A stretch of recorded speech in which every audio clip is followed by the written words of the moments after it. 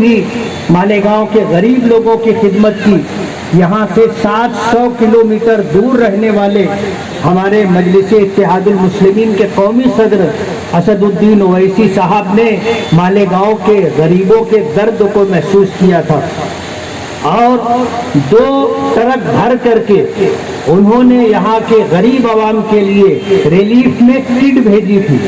और मैं इस बात को देखकर खुश हो गया था कि मालेगांव में जिन जिन तंजीमों ने भी किट तकसीम की थी, हमारी हैदराबाद से आने वाली किट उनमें सबसे ज़्यादा वजनदार और सबसे बड़ी किट थी, जिसमें ज़रूरियात की सारी चीज़ें मौजूद थी।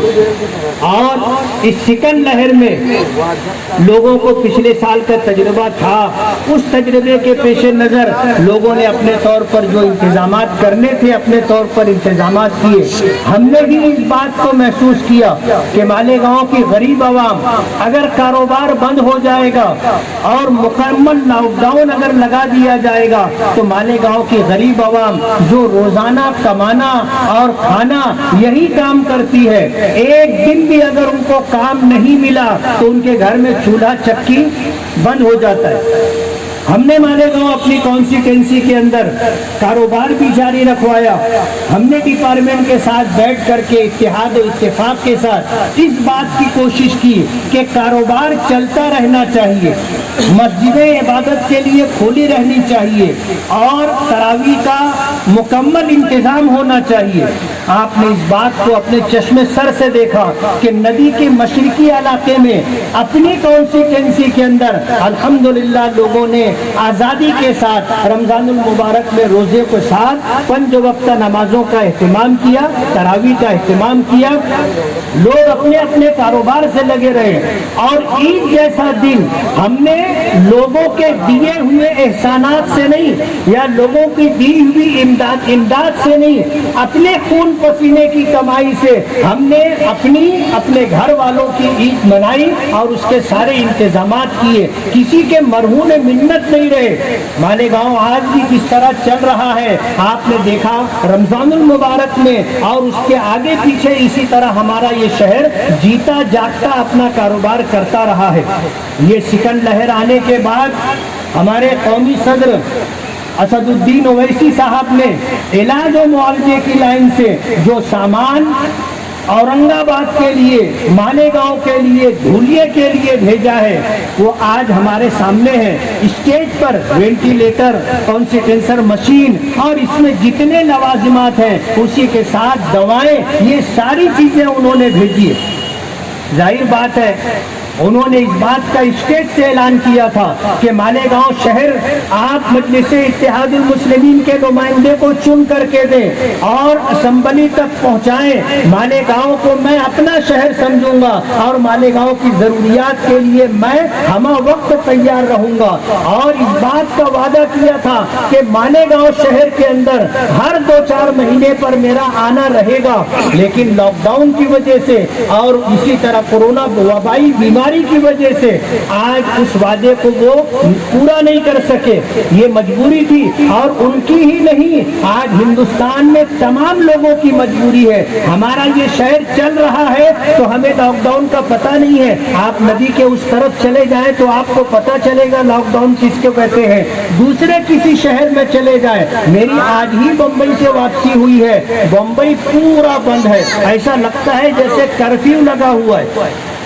होटलों से होटलें बंद है, खाना अगर आपको लेना है तो पार्सल में मिलेगा, आप होटल में बैठ करके खाना नहीं खा सकते, सारी दुकानें बंद है। लॉकडाउन में सफर करने की ममानत है। ऐसे हालात में फिर भी इस बात को वो मालेगांव के लिए महसूस करते हैं और मुसलसल रास्ते में रह करके मालेगांव के हालात को जानने की कोशिश करते हैं। आज इस वक्त हमारे कौमी सदर असदुद्दीन ओवैसी साहब ने औरंगाबाद के लिए, मालेगांव और धुलिया के लिए दवाओं के साथ साथ वेंटिलेटर और ऑक्सीजन कॉन्सेंट्रेटर मशीन उन्होंने भेजी है। वो सारे लवाजमात आज स्टेज اسٹیج پر ہمارے سامنے موجود ہیں۔ مالیگاؤں میں سال گزشتہ جب کورونا تھا تو کوئی سیاسی شخصیت اپنے گھروں سے نکل کر کے لوگوں کی خدمت کے لیے روڈ پر نہیں تھی۔ مجلس اتحاد المسلمین کے ورکر تھے جو ہم لوگوں کے ساتھ رہ کر کے ہم نے ہاسپٹلوں میں جا کر کے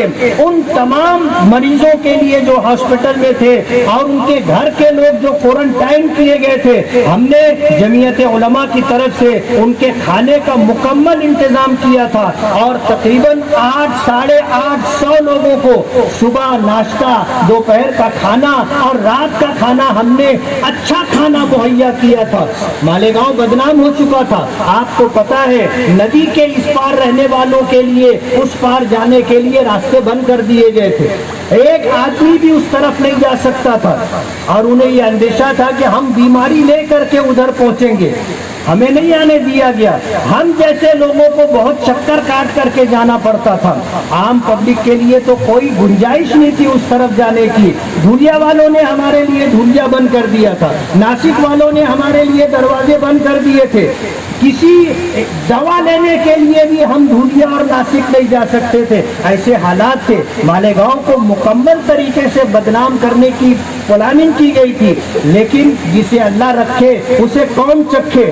اللہ نے مالیگاؤں کو عزت دی اور مالیگاؤں پیٹرن مہاراشٹر ہی نہیں پورے ہندوستان میں گونجا کہ کیا بات تھی کہ مالیگاؤں کے لوگ اتنا متاثر تھے اور پھر ان لوگوں نے اتنی جلدی کورونا سے نجات حاصل کر لی۔ آج مالیگاؤں مشرقی سمت کورونا مکت ہو چکا ہے۔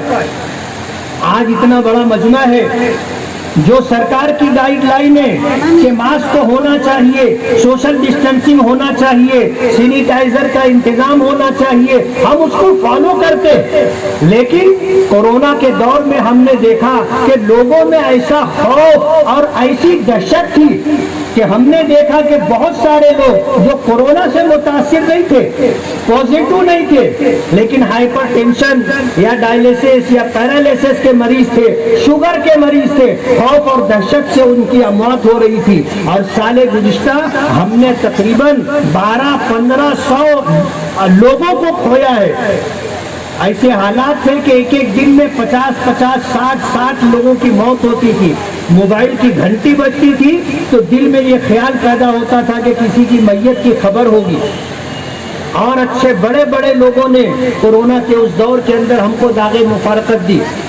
اس مرتبہ ہم نے خوف اور دہشت ختم کرنے کے لیے مالیگاؤں کے ماحول کو لاک ڈاؤن سے نجات ملے اور لوگ اپنا کام کاج کرتے رہے۔ الحمدللہ اللہ نے ہمیں کامیابی دی۔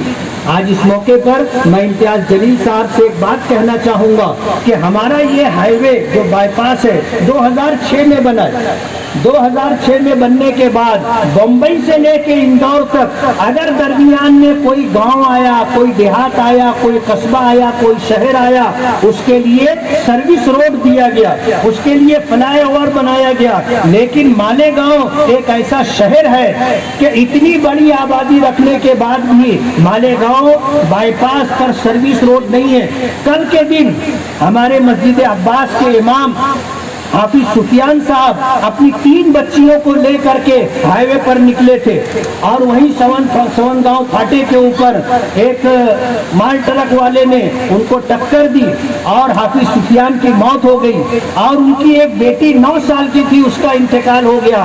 2 بچیاں اس وقت ہاسپٹل میں زیر علاج ہیں۔